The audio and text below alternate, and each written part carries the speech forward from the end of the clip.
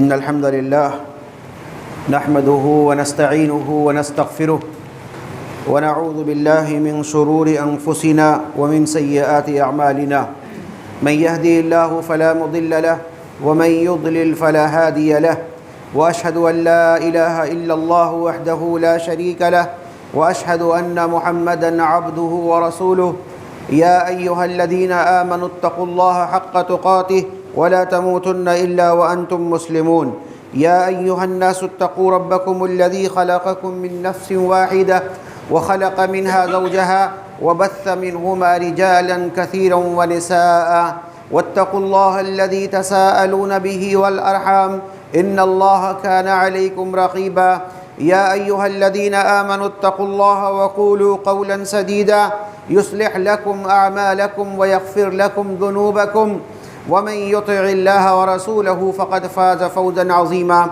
أما بعد فإن خير الحديث كتاب الله وخير الهدي هدي محمد صلى الله عليه وسلم وشر الأمور محدثاتها وكل محدثة بدعة وكل بدعة ضلالة وكل ضلالة في النار قال الله تبارك وتعالى في كتابه العظيم أعوذ بالله السميع العليم من الشيطان الرجيم يا أيها الذين آمنوا كتب عليكم الصيام كما كتب على الذين من قبلكم لعلكم تتقون أياما معدودات رب اشرح لي صدري ويسر لي أمري واحلل عقدة من لساني يفقهوا قولي سبحانك لا علم لنا إلا ما علمتنا إنك أنت العليم الحكيم برادران اسلام، محترم بزرگوں، عزیز نوجوان ساتھیوں، اسلامی ماؤں اور بہنوں،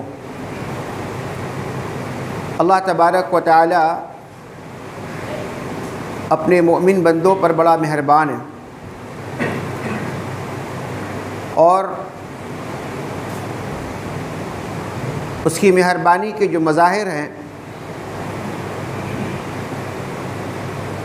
اس میں ہم یہ دیکھ سکتے ہیں کہ اللہ رب العالمین اپنے مومن بندوں سے اس حال میں ملنا چاہتا ہے کہ اس کے بندے گناہوں سے پاک و صاف ہوں اور جو نامہ اعمال اپنے ساتھ لے کر وہ حاضر ہو اس کے نامہ اعمال میں نیکیاں ہوں، ثواب ہوں۔ اللہ تبارک و تعالی اپنے مومن بندوں سے یہی چاہتا ہے اور اس کے لیے اللہ تبارک و تعالی نے ہمیں ایسے مواقع عطا فرماتا ہے جس میں عبادت کر کے بندہ اللہ رب العالمین کی تقرب، اللہ رب العالمین کی نزدیکی حاصل کرنے کی کوشش کرتا ہے۔ ہم دیکھتے ہیں کہ اللہ رب العالمین نے روزانہ ہر دن کے جو حالات ہیں، ہر دن روزانہ اللہ تبارک و تعالی اپنے بندوں سے قریب ہوتا ہے رات کے آخر حصے میں، اور اللہ تبارک و تعالی ندا لگاتا ہے، آواز لگاتا ہے کہ بندہ اپنے رب سے مانگے، اس کے سامنے اپنے ہاتھ کو پھیلائے، اس کے سامنے سر کو جھکائے اور سر کو جھکاتے ہوئے اللہ رب العالمین کے قریب ہو جائے۔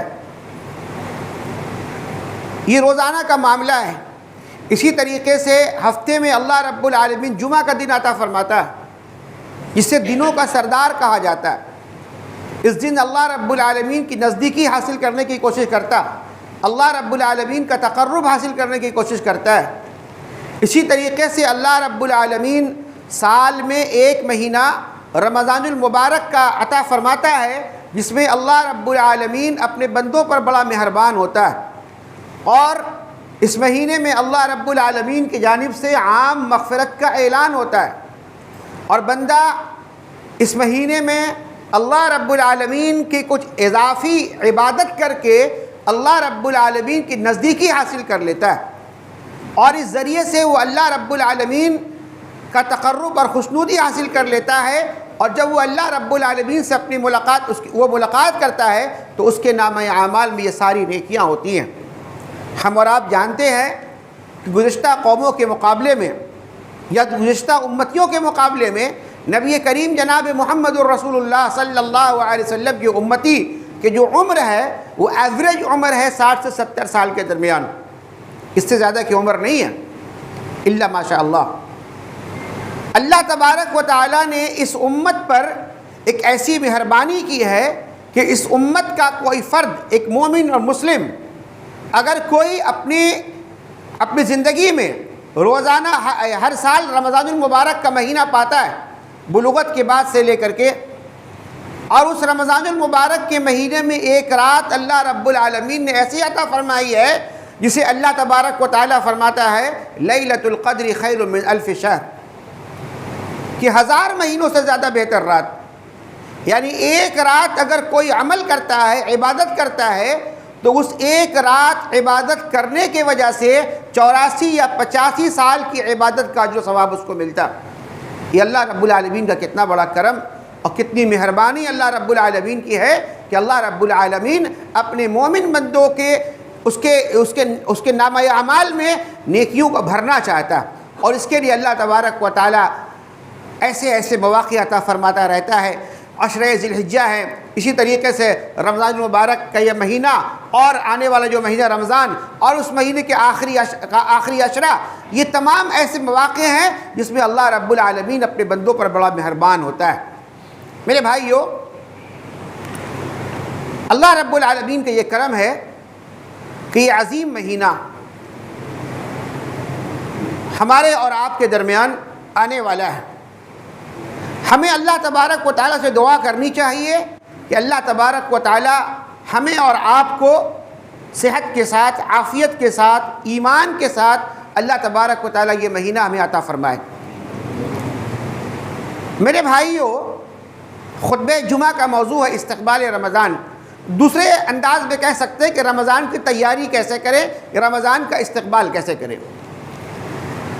رمضان المبارک کا استقبال کیسے کریں یا اس کی تیاری کیسے کریں؟ اس کے لیے سب سے پہلی چیز جو ہے ہمیں اور آپ کو یہ کرنا ہے کہ اپنے ذہن اور دماغ کے اندر رمضان المبارک کی اہمیت کو داخل کرنا ہے، اس کو سمجھنا ہے کہ رمضان کون سا مہینہ ہے، اس مہینے کی اہمیت کیا ہے، اس مہینے کی فضیلت کیا ہے۔ اللہ کے نبی جناب محمد الرسول اللہ صلی اللہ علیہ وسلم نے اس مہینے کی عظمت کو بیان فرمایا، اس کی فضیلت کو بیان فرمائی۔ چنانچہ نبی کریم جناب محمد الرسول اللہ صلی اللہ علیہ وسلم فرماتے ہیں کہ جب رمضان المبارک کا مہینہ آتا ہے، جب رمضان کا مہینہ آتا ہے تو اللہ تبارک و تعالی آسمان کے تمام دروازے کو کھول دیتا ہے اور جنت کے تمام دروازے کو کھول دیتا ہے۔ آسمان کے دروازے کھول دیے جاتے ہیں اور جنت کے تمام دروازے کھول دیے جاتے ہیں، اور جہنم کے تمام دروازے بند کر دیے جاتے ہیں، جہنم کے تمام دروازے بند کر دیے جاتے ہیں، اور تمام تر سرکش شیاطین کو اللہ تبارک و تعالی جکڑ دیتا ہے۔ اللہ رب العالمین کی جانب سے کتنا بہترین انتظام اس مہینے کے تعلق سے کیا گیا ہے کہ اس مہینے میں جب اللہ رب العالمین اپنے بندوں سے، مومن بندوں سے کچھ اضافی اعمال چاہتا ہے، روزے رکھوانا چاہتا ہے، زیادہ سے زیادہ اس سے نیک اعمال سرزد ہو، اس کی وہ خواہش رکھتا ہے، تو اللہ تبارک و تعالی اس کے لیے بہترین راستے کھول رہا ہے۔ فرمایا کہ جنت کے تمام دروازے کھول دیے جاتے ہیں، جہنم کے تمام دروازے بند کر دیے جاتے ہیں، اور تمام تر سرکش شیاطین کو اللہ تبارک و تعالی جکڑ دیتا ہے، کیونکہ یہ سرکش شیاطین جو ہیں بندے مومن کو اس کے نیکیوں میں رکاوٹ بننے کا ذریعہ بنتے ہیں، لہذا اللہ تبارک و تعالی سرکش شیاطین کو جکڑ دیتا ہے کہ کوئی بھی میرے مومن بندے کو اس کے نیکیوں میں رکاوٹ نہ بنے۔ چنانچہ ہم دیکھتے ہیں جب رمضان المبارک کا مہینہ آتا ہے تو مسجدیں بھری ہوئی ہوتی ہیں، وہ لوگ جو کبھی نماز نہیں پڑھتے وہ آپ کو اگلی صف میں ملیں گے، امام کے پیچھے ملیں گے۔ یہ کیوں ہوتا ہے؟ آخر اس کے ہونے کی وجہ کیا ہے؟ اس کی وجہ یہ ہے کہ وہ سرکش شیاطین جو جکڑ دیا جاتا ہے، جس کو جکڑ دیا جاتا ہے، جو اللہ کے بندوں کو نیکیوں میں رکاوٹ بنتا تھا، اللہ تبارک و تعالیٰ ان تمام سرکش شیاطین کو جکڑ دیتا ہے۔ یہ رمضان المبارک کی عظمت ہے، اس کی اہمیت ہے، اس کی فضیلت ہے۔ لہذا رمضان آنے سے پہلے پہلے رمضان المبارک کی اہمیت کو اور اس کی فضیلت کو ہمیں اور آپ کو جاننا چاہیے کہ اس رمضان کی حقیقت کیا ہے، اس کی اہمیت کیا ہے۔ ہم اور آپ دیکھتے ہیں استقبال کے تعلق سے جب باتیں آ رہی ہے، ہم اور آپ غور کریں، جب ہمارے گھروں میں کوئی مہمان آتا ہے اس کی تیاری کیسے کی جاتی ہے، اور مہمان کی تیاری کے لیے ہم پہلے مہمان کو دیکھتے ہیں کہ آنے والا مہمان کس حیثیت کا ہے، کس پوزیشن کا ہے، کس مقام کا ہے، اسی لحاظ سے اسی نوعیت سے تیاریاں کی جاتی ہیں۔ اگر کوئی مہمان بہت ہی قریبی ہے، بہت ہی بڑا مہمان ہے، اس کی تیاری کا انداز کچھ اور ہوتا ہے نا۔ اسی طریقے سے رمضان المبارک کا جو مہینہ ہے ایک عظیم مہینہ ہے۔ نبی کریم جناب محمد الرسول اللہ صلی اللہ علیہ وسلم جب رمضان آتا تو آپ صحابہ سے فرماتے کہ دیکھو یہ شہر مبارک ہے، یہ مبارک مہینہ ہے۔ نبی کریم جناب محمد الرسول اللہ صلی اللہ علیہ وسلم صحابہ کو خطاب فرماتے تھے۔ تو رمضان کی عظمت کو سمجھیے، رمضان کی اہمیت اور اس کے مقام مرتبہ کو سمجھیے، تب آپ کو احساس ہوگا کہ اس کی تیاری کیسے کرنی ہے، اس کے استقبال کے لیے ہمیں کیا کرنا ہے، استقبال کیسے کریں گے۔ عام طور پر جب ہم اور آپ اپنے سماج اور معاشرے کا جائزہ لیتے ہیں تو یہ پتہ چلتا ہے کہ استقبال رمضان کے نام پر جب کچھ باتیں کی جاتی ہیں تو ہمیں ایسا احساس ہوتا ہے کہ رمضان کے استقبال کے لیے ضروری یہ ہے کہ سحری اور افطار کا انتظام کر لیں، ہے نا۔ بعض لوگ ایسے ہوتے ہیں جو رمضان کے آنے سے پہلے پہلے عید کی تیاریاں کر لیتے ہیں، کپڑے بھی بنا لیے، یہ لگتا ہے یہ استقبال رمضان ہے، حالانکہ یہ استقبال رمضان نہیں ہے۔ اس کا حصہ ہو سکتا ہے، اس کا ایک حصہ ہو سکتا ہے کہ آپ رمضان سے پہلے شاپنگ وغیرہ کر لیں، مارکیٹنگ کر لیں، ایک حصہ تو ہو سکتا ہے، لیکن اصل تیاری یہ نہیں ہے، اصل تیاری کچھ اور ہے۔ رمضان المبارک کے استقبال کیسے کریں گے، اس کے لیے ضروری ہے کہ سب سے پہلے ہم اپنے عقیدے کا جائزہ لیں گے۔ سب سے پہلے ہم اپنے عقیدے کا جائزہ لیں گے۔ نمبر 1 پہلا کام کرنا ہے، کیوں؟ اس لیے کہ اللہ رب العالمین نے رمضان المبارک میں جو روزے فرض کیے ہیں اس روزے کا مکلف اللہ رب العالمین نے اہل ایمان کو بتایا۔ کیا فرمایا اللہ رب العالمین نے؟ یا ایھا الذین آمنوا کتب علیکم الصیام، اے ایمان والو تم پر روزے فرض کیے گئے ہیں۔ اللہ رب العالمین نے بے ایمانوں کو خطاب نہیں کیا، اللہ رب العالمین نے بے ایمانوں کو خطاب نہیں کیا، اللہ رب العالمین نے اہل ایمان کو حکم دیا ہے یا ایھا الذین آمنوا کتب علیکم الصیام، اے ایمان والو تم پر روزے فرض کیے گئے۔ لہذا اگر ہم با ایمان ہیں تب بھی ہمیں چاہیے کہ اپنے ایمان کا جائزہ لیں، اپنے ایمان کو پرکھیں، اپنے ایمان کو سمجھیں، اپنے عقیدے کا جائزہ لیں، کیونکہ سال کے 11 مہینوں میں کہیں ایسا تو نہیں ہوا کہ جس طریقے سے مسجد سے دور ہوئے تھے کہیں ایسا تو نہیں کہ اپنے ایمان سے بھی ہم نے ہاتھ دھو دیا، اپنے عقیدے سے بھی ہم نے ہاتھ دھو دیا، کیونکہ رمضان کے مہینے میں ہم مسجد آتے ہیں اس کے بعد مسجد نہیں آتے، لہٰذا کہیں ایسا تو نہیں ہے جس طریقے سے ہم نے رمضان کے مہینے میں رمضان کے بعد مسجد سے رخصتی اختیار کر لی تھی، کہیں ایسا تو نہیں ہے کہ مسجد سے دور ہونے کی وجہ سے، خطبے سے دور ہونے کی وجہ سے، تقریروں سے دور ہونے کی وجہ سے، دروس کی محفل سے دور ہونے کی وجہ سے کہیں ایسا تو نہیں کہ ہمارے عقیدے کے اندر بھی خرابی آ گئی ہے، کیونکہ عقیدے کو بگاڑنے کی ساری چیزیں آج ہمارے پاس موجود ہیں۔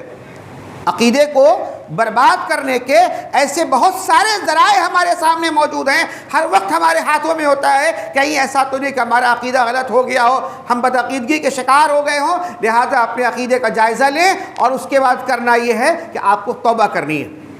استقبال رمضان کے لیے آپ کو ابھی سے توبہ کرنا شروع کر دینا چاہیے، اللہ سے اپنے گناہوں کی معافی مانگیے۔ 11 مہینہ آپ نے اگر لہو و لعب میں گزارا ہے، بددینی میں گزارا ہے، دین سے دور ہو کر گزارا ہے، نیکیوں کو آپ نے جمع نہیں کیا ہے، آپ نے 11 مہینوں کو ضائع کر دیا ہے، تو رمضان آنے سے پہلے پہلے اپنی بدعمالیوں پر توبہ کر لیجئے، تاکہ جب یہ بدعمالیاں جو آپ نے کی ہے جب اس پر توبہ ہو جائے گا، توبہ کر لیں گے تو اللہ تعالیٰ رمضان کے مہینے میں جو عبادات ہوگی اللہ اس کو قبول فرمائے گا۔ اللہ رب العالمین نے قرآن کریم میں ارشاد فرمایا ہے وَتُوبُوا إِلَى اللَّهِ جَمِيعًا أَيُّهَا الْمُؤْمِنُونَ لَعَلَّكُمْ تُفْلِحُونَ، اے لوگو تم سب مل کر توبہ کرو، تم سب مل کر توبہ کرو۔ یعنی ہم سب کے لیے ضروری ہے کہ ہم سب اللہ رب العالمین کے سامنے اپنے گناہوں کو پیش کریں، اپنی بدعمالیوں کو پیش کریں، اور یقیناً اللہ تبارک و تعالی ہماری بدعمالیوں سے باخبر ہے، لیکن اس کے باوجود اپنے بدعمالیوں کا ذکر اللہ رب العالمین کے سامنے کریں۔ الہی ہم سے یہ غلطی ہوئی ہے، الہی ہم سے یہ غلطی ہوئی ہے، فلاں غلطی ہم نے کی، فلاں گناہ ہم نے کیا، اللہ رب العالمین ہمارے جملہ گناہوں کو معاف فرما دے، اور آنے والا مہینہ رمضان ہمارے لیے مبارک بنا دے۔ یہ دعا ہمیں کرنی چاہیے، اور کثرت کے ساتھ توبہ اور استغفار کرنی چاہیے۔ اسی طریقے سے رمضان کی تیاری ہے، رمضان کے استقبال، ایک طریقہ یہ بھی ہے کہ رمضان آنے سے پہلے رمضان کی دعا کریں، رمضان پانے کی دعا کریں۔ آپ سلف کا اگر جائزہ لیں گے تو سلف کا یہ طریقہ تھا کہ رمضان المبارک کا جو مہینہ ہے اس کے آنے سے 6 ماہ پہلے سے دعا کرتے تھے، 6 ماہ پہلے دعا کرتے ہیں، اللہ ہمیں رمضان عطا فرما، اے اللہ ہمیں رمضان عطا فرما۔ اور جب رمضان گزر جاتا تو اگلے 5 مہینے تو دعا کرتے تھے، اے اللہ رمضان میں جو عبادتیں ہم نے کی تھی اے اللہ تو اس کو قبول فرما لے۔ یہ معمول تھا اسلاف کا، یہ ہمارے سلف کا معمول تھا کہ رمضان سے 6 مہینہ پہلے سے دعائیں کرتے تھے۔ ہم دعا ہی نہیں کرتے رمضان کے بارے میں، کبھی دعا نہیں کرتے۔ کتنے لوگ ہیں جو فجر میں، ظہر میں، عصر میں اور دیگر اوقات میں، شعبان میں، رجب میں اور دیگر مہینے میں دعا کرتے ہو، اے اللہ ہمیں رمضان عطا فرما دے، اے اللہ ہمیں رمضان عطا فرما دے۔ کتنے لوگ ملیں گے؟ الا ماشاء اللہ۔ لیکن سلف کا یہ معمول تھا کہ رمضان کے لیے دعا کیا کرتے تھے۔ یہ استقبال رمضان ہے کہ آج اس موقع پر پہنچ کر کے بھی جب اب رمضان شروع ہونے والا ہے، ہفتہ عشرہ باقی ہے، ابھی بھی لازمی ہے ہمارے لیے کہ ہم رمضان کے لیے دعا کریں اللہ رب العالمین سے۔ کیوں؟ کیونکہ رمضان بڑا بابرکت مہینہ ہے، رمضان بڑا بابرکت والا مہینہ ہے، مغفرتوں والا مہینہ ہے، سعادتوں والا مہینہ ہے۔ کوئی ہم میں سے نہیں کہہ سکتا ہے کہ 7-8 روز تو باقی رمضان تو مل ہی جائے گا ہمیں، کوئی انسان نہیں کہہ سکتا، کوئی انسان نہیں کہہ سکتا۔ کیوں؟ کیونکہ موت کا مالک اللہ تبارک و تعالی ہے۔ وما تدری نفس ماذا تکسب غدا وما تدری نفس بأي ارض تموت۔ اللہ رب العالمین نے فرمایا ہے کہ موت کب کس کو کس وقت آئے گی اس کا علم اللہ رب العالمین کو ہے۔ لہذا ممکن ہے کہ رمضان کے چاند دیکھنے سے پہلے ہماری موت ہو جائے، ممکن ہے ایسا، رمضان ہم سے چھوٹ جائے۔ رمضان ابھی ہم تندرست ہیں، صحت مند ہیں، بالکل اچھے خاصے نظر آ رہے ہیں، چاند دیکھنے سے پہلے کوئی بیماری لاحق ہو جائے، کوئی ایسا حادثہ پیش آ جائے کہ رمضان کے روزے نہیں رکھ سکے ہم، ایسا ممکن ہے، ہو سکتا ہے ایسا۔ کل کیا ہوگا، آنے والے وقت میں کیا ہوگا، اللہ کے علاوہ کوئی نہیں جانتا ہے۔ ہم کو کیا کرنا ہے کہ ہم اللہ رب العالمین سے دعا کریں گے، اے اللہ آنے والا رمضان ہمیں صحت کے ساتھ عطا فرما، تندرستی کے ساتھ عطا فرما، ایمان کے ساتھ عطا فرما۔ یہ دعا ہمیں کرتے رہنی چاہیے۔ کیوں؟ کہ اگر کوئی حادثہ ہونے والا ہے، اگر کوئی تکلیف ہونے والی ہے، اگر کوئی پریشانی آنے والی ہے تو یہ دعا جو ہے تقدیر کو بدل دیتی ہے نا، دعا تقدیر کو بدل دینے کا ذریعہ ہے۔ لہذا اللہ تبارک و تعالی دعاؤں کے ذریعے سے ہماری تقدیر کو بدل سکتا ہے۔ لہذا ہمیں چاہیے کہ ہم اللہ رب العالمین سے کثرت کے ساتھ دعا کریں، اے اللہ آنے والا رمضان ہمیں ایمان کے ساتھ عطا فرما۔ بار بار کہہ رہا ہوں، ایمان کے لیے دعا کیجیے گا۔ کب کس وقت دل سے ایمان نکل جائے کوئی نہیں جانتا ہے، کب ایمان دل سے نکل جائے کوئی نہیں جانتا ہے۔ لہٰذا ایمان کی ثابت قدمی کے لیے دعا کرتے رہنی چاہیے ہمیں اور آپ کو۔ جس طریقے سے صحت کے لیے دعا کرتے ہیں، تندرستی کے لیے دعا کرتے ہیں، مال کے لیے دعا کرتے ہیں، جائیداد کے لیے دعا کرتے ہیں، اولاد کے لیے دعا کرتے ہیں، اسی طریقے سے اللہ رب العالمین سے ایمان کی سلامتی کی دعا کرنی چاہیے۔ اے اللہ ہمارے ایمان کو سلامت رکھنا، کہیں ایسا نہ ہو کہ بے ایمانی کے شکار ہو جائیں، بدعقیدگی کے شکار ہو جائیں، گمراہی کے شکار ہو جائیں، کہیں ایسا نہ ہو۔ لہذا اللہ رب العالمین سے اپنے ایمان کی سلامتی کی دعا کرتے رہنی چاہیے۔ یہ اللہ رمضان تو آئے، ایمان کی حالت میں آئے، صحت کی حالت میں آئے، تندرستی کی حالت میں آئے، یہ کام ہمیں اور آپ کو کرنا۔ اسی طریقے سے رمضان آنے سے پہلے ایک کام آپ کو اور کرنا ہے، وہ یہ ہے کہ اپنے دل کے اندر رمضان المبارک کا احساس پیدا کر کے اور رمضان المبارک میں جو اعمال انجام دیے جاتے ہیں ان اعمال کی حقیقت کو سمجھے اور ان اعمال کی جو فضائل ہیں اس کو جاننے کی کوشش کریں۔ جیسے روزہ آپ رکھ رہے ہیں، روزے کی حقیقت کیا ہے؟ اللہ تبارک و تعالیٰ نے قرآن کریم میں اس کو فرض قرار دیا، کتب علیکم الصیام، اور جناب محمد الرسول اللہ صلی اللہ علیہ وسلم نے حدیث کے اندر اس کی اہمیت کو بیان فرمائی۔ صحیح بخاری کی روایت، اللہ کے رسول صلی اللہ علیہ وسلم فرماتے ہیں من صام رمضان ایمانا واحتسابا غفر له ما تقدم من ذنبه، کہ جو شخص رمضان کا روزہ ایمان کے ساتھ رکھتا ہے، ایمان کے ساتھ اور اجر و ثواب کی امید کے ساتھ رکھتا ہے، دو باتوں کا ذکر یہاں پر ہے، ایک تو وہ ایمان کی حالت میں رکھے اور دوسرا اجر و ثواب کی نیت سے رکھے، دونوں چیزیں ضروری ہیں۔ ایمان تو ہے آپ کے پاس میں، لیکن اجر و ثواب کی امید نہیں ہے، کہ کیا ایسا بھی کوئی ہے جو اجر و ثواب کی امید سے نہیں رکھتا ہو؟ ایسا بھی کوئی ہو سکتا ہے جو روزہ تو رکھے لیکن اجر و ثواب کی امید سے نہ رکھے، کیا ایسا ممکن ہے؟ ہاں ممکن ہے ایسا۔ کیوں؟ آپ اکثر روزے داروں سے سنیں گے رمضان المبارک کا مہینہ آ رہا ہے، خاص کر ہماری ماؤں بہنوں کے یہاں یہ بات پائی جاتی ہے، ان کے ذہن میں یہ بات ہوتی ہے کہ رمضان کا مہینہ آ رہا ہے، ایک مہینہ بھوک رکھیں گے، صحت تندرستی بالکل صحیح ہو جائے گی، ہے نا؟ روزہ رکھنے سے دن بھر کھائیں گے نہیں، پیئیں گے نہیں، تو کیا ہوگا؟ صحت درست رہے گا، دبلے پتلے ہو جائیں گے، ہے نا؟ فٹنس برقرار رہے گا۔ اس نیت سے، اس امید کے ساتھ اگر کوئی روزہ رکھتا ہے، آپ اچھی طرح جان لیں کہ اللہ تعالیٰ ایسے روزے کو قبول نہیں کرے گا۔ آپ اگر روزہ رکھ رہے ہیں، اس نیت کے ساتھ رکھنا ہے کہ اس روزہ رکھنے پر اللہ تعالیٰ ہم کو اجر دے گا۔ یہی وجہ ہے کہ اللہ کے نبی محمد الرسول اللہ صلی اللہ علیہ وسلم نے جہاں ایمان کا ذکر کیا ہے، وہی احتساب کا بھی ذکر کیا۔ احتساب، ثواب کی امید، اللہ تبارک و تعالیٰ بھوکے رہنے پر اجر دے گا۔ آپ اس وقت اس کی اہمیت کا اندازہ اس وقت لگا سکتے ہیں کہ افطار کے وقت جب آپ بیٹھے ہوں دسترخوان پر، گرم گرم جو سامان ہے وہ ٹھنڈا ہو رہا ہے، جو ٹھنڈا سامان ہے وہ گرم ہو رہا ہے نا؟ وقت باقی ہے، لیکن کوئی نہیں آپ کو روکنے والا، کوئی طاقت، کوئی پولیس فورس نہیں ہے جو آپ کو روک دے کھانے سے۔ آپ کو اختیار ہے، آپ کھائیں، لیکن آپ ٹکٹکی لگا کر اس افطار کو دیکھ رہے ہیں اور صرف یہ سوچ رہے ہیں کہ اس چیز کو دیکھنے پر، نہ کھانے پر اللہ تبارک و تعالیٰ میرے لیے اجر لکھ رہا ہے، اللہ تعالیٰ مجھے ثواب لکھ رہا ہے، نیکی لکھ رہا ہے میرے لیے۔ اس امید کے ساتھ آپ بیٹھے ہیں اللہ تبارک و تعالیٰ۔ یہی وجہ ہے کہ نبی کریم جناب محمد الرسول اللہ صلی اللہ علیہ وسلم نے ارشاد فرمایا ہے کہ اللہ تعالیٰ ہر افطار کے موقع پر بہت سارے لوگوں کو جہنم سے آزاد کر دیتا ہے۔ بہت اہم ترین لمحہ ہے نا؟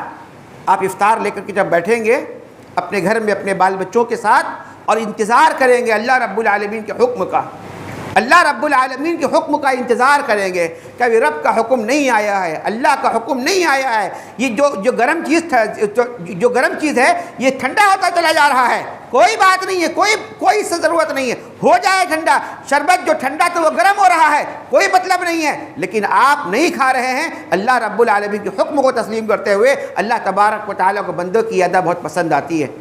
تو اس چیز کی اہمیت کو سمجھیے اور اپنے دل کے اندر اس بات کے لیے خوشی پیدا کیجئے۔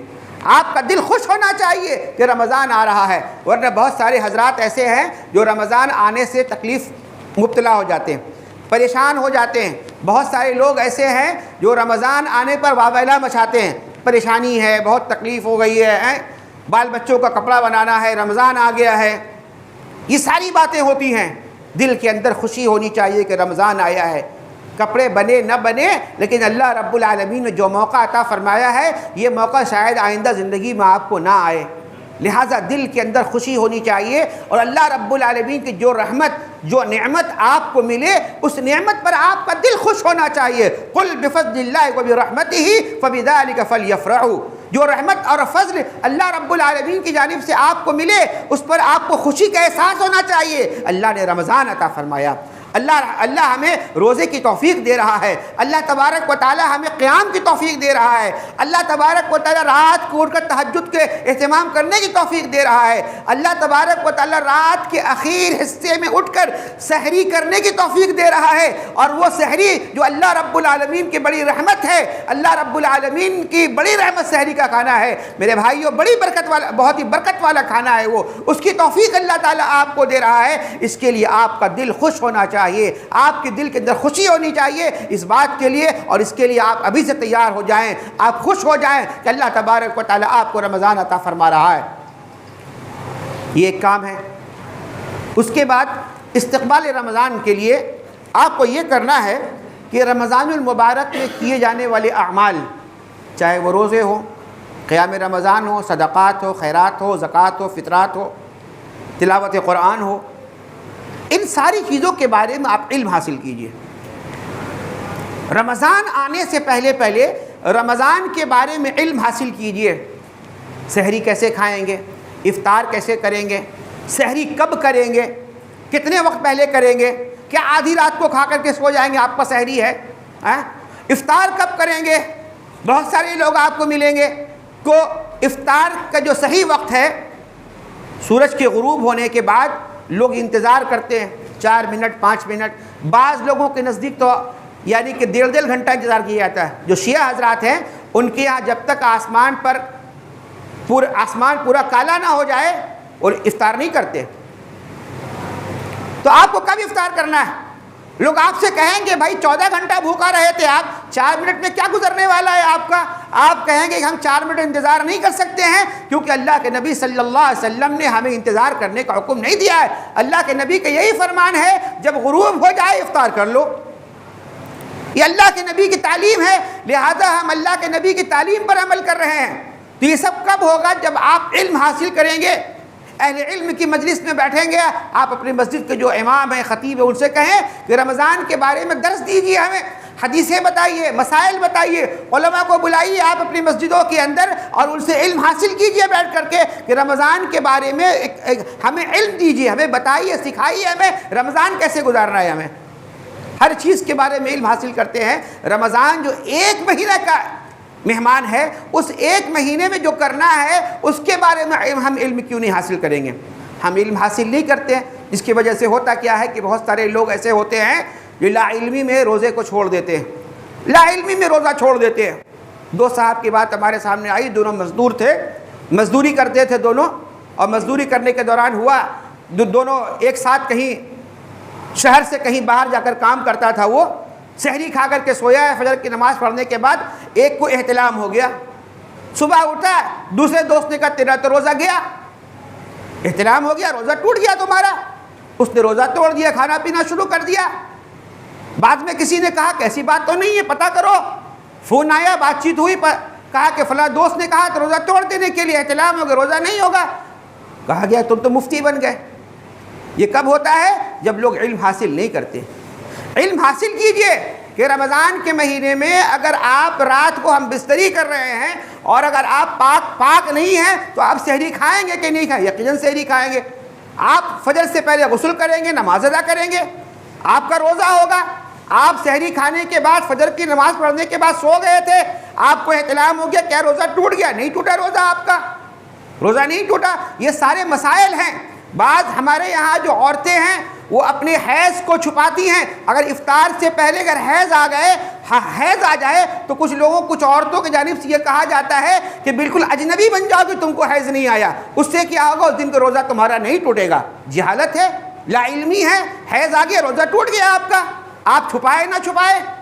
یہ سب باتیں کب ہوتی ہیں؟ جب آپ علم حاصل نہیں کرتے ہیں۔ لہذا رمضان کے آنے سے پہلے آپ علم حاصل کیجئے کہ رمضان کے مسائل کیا ہیں، روزے کے مسائل کیا ہیں، قیام کے مسائل کیا ہے، صدقات کا طریقہ کیا ہے، فطرے کا طریقہ کیا ہے، زکوٰۃ کی ادائیگی کیسے کرنی ہے، ان تمام چیزوں کے بارے میں آپ علم حاصل کیجئے۔ اسی طریقے سے رمضان آنے سے پہلے ایک اہم کام یہ کرنا ہے کہ آپ کو اپنا تعلق قرآن سے جوڑنا ہے۔ اللہ اکبر! یہ رمضان جو ہے قرآن کا مہینہ ہے، یہ رمضان قرآن کا مہینہ ہے۔ اللہ رب العالمین نے قرآن کریم میں ارشاد فرمایا ہے شہر رمضان الذی انزل فیہ القرآن، کہ رمضان کا وہ مہینہ ہے، یہ وہ مہینہ جس میں اللہ نے قرآن نازل کیا ہے۔ یہ قرآن کا مہینہ، اس کی سعادتیں، اس کی برکتیں، اس کی جو اہمیت ہے، اس کی جو فضائل ہیں، اس وجہ سے ہے کہ اللہ رب العالمین نے اس مہینے میں قرآن عطا فرمایا۔ قرآن نازل ہوا ہے رمضان کے اخیر عشرے کی پہلی رات، یعنی کہ 21ویں رمضان میں اللہ رب العالمین نے قرآن کریم کے پہلی 5 آیات اقرأ بسم ربک الذی خلق کو نازل فرمائی۔ اس بنیاد سے یہ مہینہ عظمت والا مہینہ ہے، قرآن کا مہینہ ہے، اور اللہ کے نبی جناب محمد الرسول اللہ صلی اللہ علیہ وسلم اس مہینے میں قرآن کو پڑھا کرتے تھے، جبرائیل کو سنایا کرتے تھے، بلکہ بعض دفعہ تو آپ نے 2 مرتبہ بھی سنایا، 1 مرتبہ۔ لہٰذا ہمارا تعلق رمضان میں قرآن سے زیادہ ہونا چاہیے۔ تو قرآن کیسے پڑھیں گے؟ ہمیں تو قرآن پڑھنا ہی نہیں آتا۔ ہمیں تو قرآن پڑھنا نہیں آتا ہے، لہذا رمضان آنے سے پہلے پہلے قرآن کو بھی درست کیجئے۔ وہ قرآن جو آپ کے گھروں میں بہت اونچائی پر رکھا ہوا ہے، اس کو نکالیے، صاف ستھرا کیجئے، سامنے رکھیے، اس کو شروع کیجئے، پڑھنا شروع کیجئے اور اس کی تلاوت کیجئے۔ کچھ صورتیں یاد کیجئے قرآن کریم کی، تاکہ رات کو جب تہجد کی نماز ادا کریں تو کچھ صورتیں، لمبی صورتیں آپ کو یاد ہوں، جس کی وجہ سے کھڑے ہو کر 2-4 رکعت نماز ادا کر سکیں آپ۔ اس کے لیے ضروری ہے اپنا تعلق قرآن سے جوڑ لیجئے، ابھی سے شروع کیجئے، قرآن کو پڑھنا شروع کیجئے۔ قرآن کی صورتیں جو آپ کو یاد تھی اس کو اثر نو یاد کیجئے، اچھی طریقے سے یاد کیجئے، کیونکہ قرآن کریم کی جو ایک یہ ہے کہ قرآن کریم کو کوئی پڑھنا چھوڑ دیتا ہے تو اس کو بھول جاتا ہے۔ اگر کوئی قرآن کریم کو پڑھنا چھوڑ دے تو بھول جائے گا۔ بڑی بڑی صورتیں لوگوں کو یاد تھی، بڑی بڑی صورتیں یاد تھی لوگوں کو، پڑھنا چھوڑ دیا، بھول گئے وہ۔ لہٰذا جو صورتیں یاد تھی اور جن کو آپ بھول گئے ہیں، پھر سے پڑھیے، دہرائیے، بار بار دہرائیے، تاکہ رمضان کے مہینے میں آپ کو قیام میں آسانی ہو۔ اگر آپ مسجد میں نہیں جا پا رہے تراویح کے لیے، قیام اللیل کے لیے دور دراز میں رہتے ہیں، کوئی پریشانی آپ کو ہے، اگر آپ مسجد نہیں جا پا رہے ہیں اور آپ چاہتے ہیں گھر میں قیام کرنا، جو بڑی صورتیں آپ کو یاد ہے ان کو پڑھیے۔ اور دوسری صورت تو یہ ہے کہ قرآن ہاتھ میں لے کر کے پڑھیے، ایک طریقہ ہے، جائز طریقہ ہے، لیکن اس سے زیادہ بہتر طریقہ یہ ہے کہ جو قرآن آپ کو ازبر یاد ہے اس کو زیادہ سے زیادہ پڑھیں، تاکہ زیادہ خشوع ہوگا اس کے اندر، زیادہ خشوع و خضوع کا اہتمام ہوگا۔ اگر آپ قرآن کو بغیر دیکھے پڑھیں گے، زیادہ خشوع و خضوع کا طریقہ یہ ہوگا۔ لہٰذا جو بڑی صورتیں آپ کو یاد ہے اس کو یاد کیجئے، دوبارہ یاد کیجئے، تاکہ آپ کو قیام اللیل میں آسانی ہو۔ نہیں اگر ہے تو کم سے کم قرآن کو پڑھنا شروع کیجئے، تاکہ رمضان میں اگر آپ مصحف لے کر قرآن پڑھتے ہیں تو اس میں بھی آپ کو آسانی ہو۔ تو رمضان آنے سے پہلے قرآن سے جڑ جائیے، قرآن کو درست کر لیجئے۔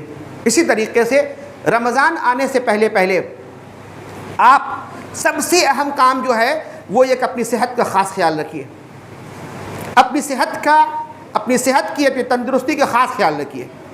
اگر کوئی بیمار ہے، شوگر کا مریض ہے، دیگر امراض کے شکار ہے، جو ڈاکٹر سے چیک اپ وغیرہ کرا لے، رمضان کیسے گزارنا ہے، کیا کرنا ہے، یہ تمام چیزیں ان کو معلوم ہو جائے۔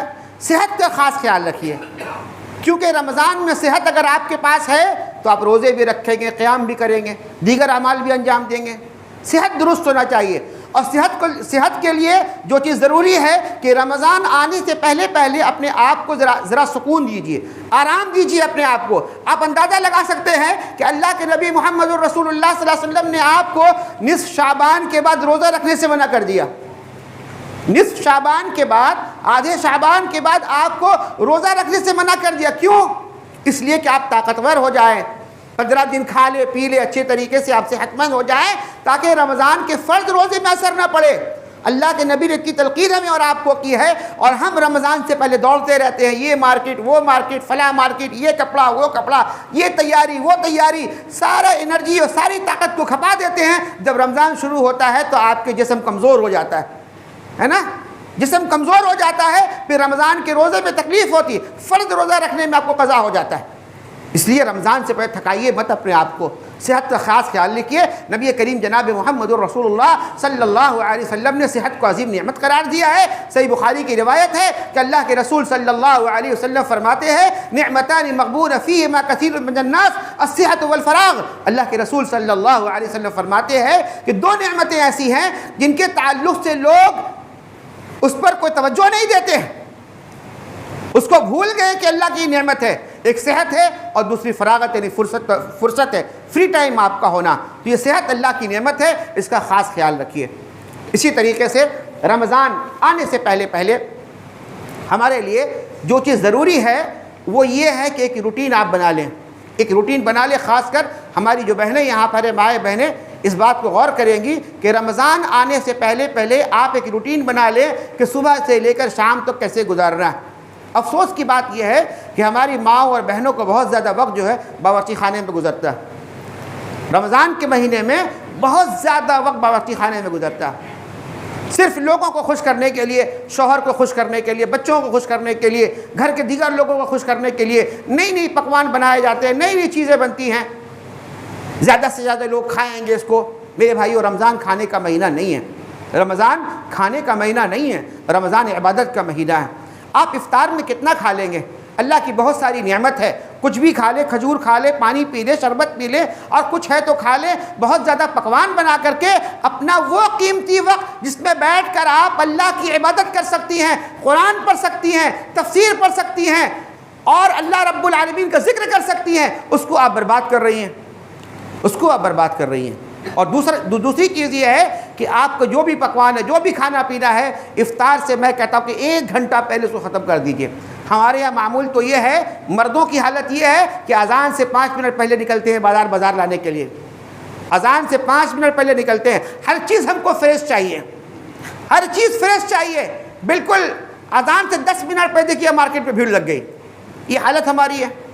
عورتوں کی حالت یہ ہے کہ افطار سے 5 بلکہ اذان ہو رہی ہے، وہ کچن کے اندر ہے، اذان ہو رہی کچن کے اندر ہے۔ یہ کیا ہے؟ اللہ کی نعمت کو ٹھکرانا ہے۔ اللہ رب العالمین نے جو نعمت، جو وقت آپ کو عطا فرمایا اللہ رب العالمین نے، وہ قیمتی لمحہ جب آپ اللہ سے اپنے حاجت کو رکھیں گی، اللہ کے سامنے اپنی ضرورت کو رکھیں گی، اللہ کی بڑائی کا اظہار کریں گے، اس وقت بیٹھ کر کے آپ باورچی خانے میں بیٹھ کر کھڑی ہے وہاں پر، میرے بھائیوں یہ اللہ کی نعمت کی توہین ہے اور وقت کی ناقدری ہے۔ یہ عظیم وقت، یہ بہترین وقت کی ناقدری ہے۔ لہٰذا ان تمام چیزوں کو خاص خیال رکھیے اور کوشش کیجئے کہ جو رمضان اس سے پہلے گزرا ہے، جو لہو و لعب میں گزرا یا اسی طریقے سے اس کو ہم نے ضائع کر دیا ہے، یہ رمضان، آنے والا رمضان ہم سے ضائع نہ ہو، بلکہ اس کے ایک ایک لمحات کو ہم قیمتی بنائیں اور ایک ایک لمحہ میں اللہ رب العالمین کی عبادت کر کے، اس کی بندگی کر کے، اس کا ذکر کر کے، اس کی تسبیح بیان کر کے، اس کے سامنے اپنے گناہوں کا اظہار کر کے، اس کے مغفرت طلب کر کے اپنی جنت پکی کرانے کی کوشش کیجئے۔ اللہ تبارک و تعالیٰ سے دعا ہے الہ العالمین تو ہم جملہ مسلمانوں کو اس مہینے کو خیر و عافیت کے ساتھ عطا فرما، پوری دنیا کے مسلمانوں کو اللہ امن و امان کا ماحول پیدا فرما دے تاکہ امن و امان کی صورت میں تیری عبادت کر سکے، روزے رکھ سکیں، قیام کر سکے، مسجدوں کا جا سکے، اعتکاف کر سکے۔ اے اللہ تو اس کے لیے امن و امان کا ماحول پیدا فرما دے۔ الہی جو بیمار ہیں انہیں شفا عطا فرما، اور رمضان سے پہلے جو بیمار ہے اللہ تعالیٰ ان تمام کو صحت عاجلہ و کاملہ عطا فرما تاکہ رمضان المبارک کے مہینے کا پورا فائدہ اٹھا سکیں۔ اقول قولی ھذا استغفر اللہ لی ولکم ولسائر المسلمین واستغفروہ انہ هو الغفور الرحیم۔